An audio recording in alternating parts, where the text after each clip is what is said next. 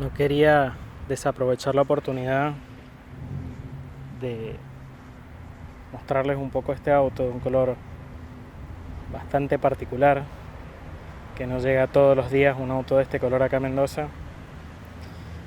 Es un M240i y el color se llama Laguna Beach Blue.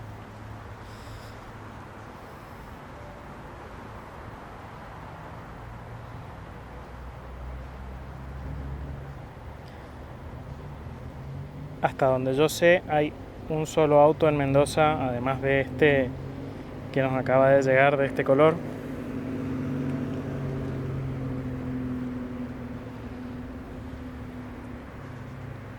Y bueno, yo creo que todo el mundo sabe, o por lo menos tiene una idea general de qué se trata este auto.